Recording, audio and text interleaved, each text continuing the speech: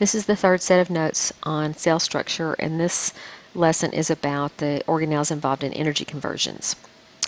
One organelle that is involved with energy conversions that's found in all eukaryotic cells is one called the mitochondrion. This is where cellular respiration occurs. The mitochondrion has a double membrane structure. The membranes of the mitochondria, the internal membranes, contain these unique proteins that are embedded in the membranes that function in the production of ATP.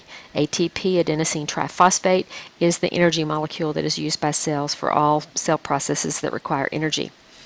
The outer membrane, it just encloses the mitochondrion, and the inner membrane is folded back and forth into interior folds called cristae to increase the surface area for these internal membrane proteins that are involved in cellular respiration. Inside the mitochondrion, in between the cristae, is the matrix, the fluid part on the inside of the mitochondrion, and it contains ribosomes and mitochondrial DNA. The mitochondria are one of the organelles that contains its own DNA and its own ribosomes that are different from the rest of those that are found in the cell. And we'll talk a little bit more about why that is in just a few minutes. Here's a diagram of the mitochondrion along with a micrograph showing a mitochondrion. And here you see the outer membrane and the inner membrane that's folded into those cristae to increase the surface area, the matrix on the inside where the DNA and the ribosomes are found.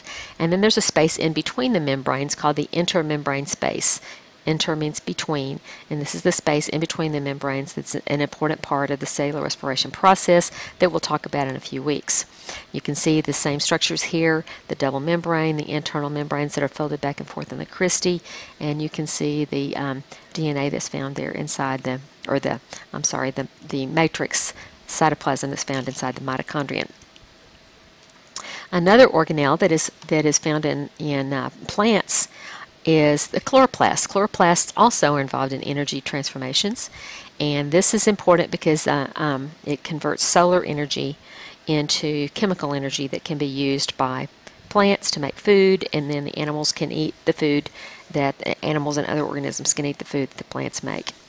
It's found in all photosynthetic eukaryotes, the plants and algae, and then some protista also have chloroplasts in them.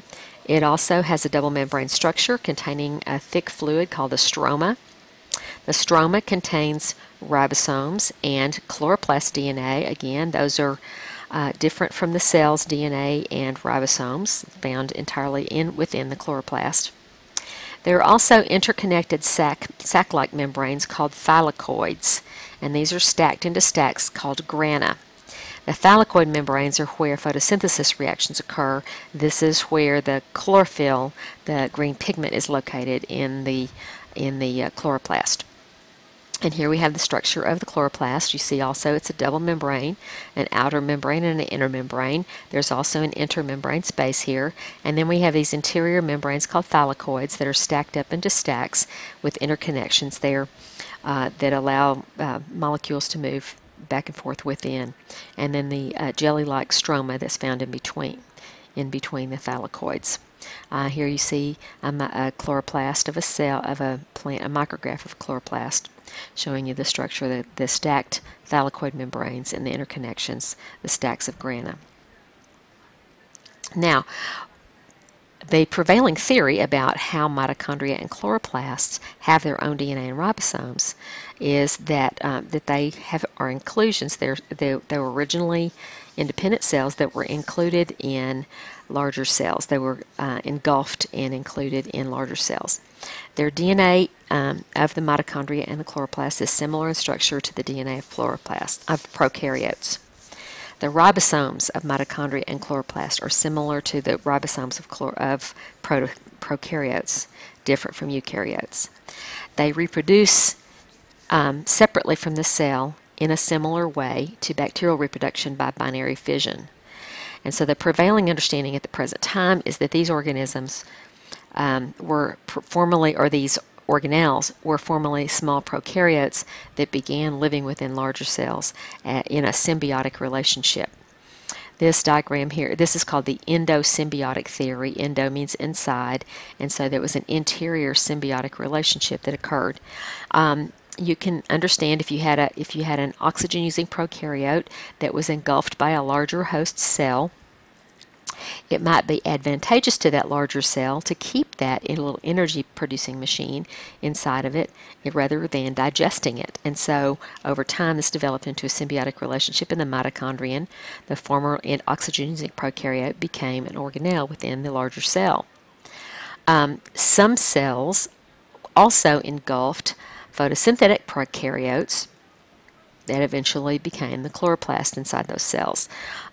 You can still today find oxygen-using prokaryotes and photosynthetic prokaryotes that have structures that are very similar to what you find in the mitochondrion and the chloroplast, and this is one of the many evidences that supports the endosymbiotic theory that was proposed back in the 1970s by a scientist named Lynn Margulis.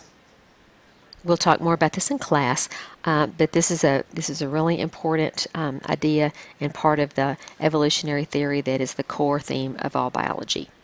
This concludes the lesson on energy-using organelles.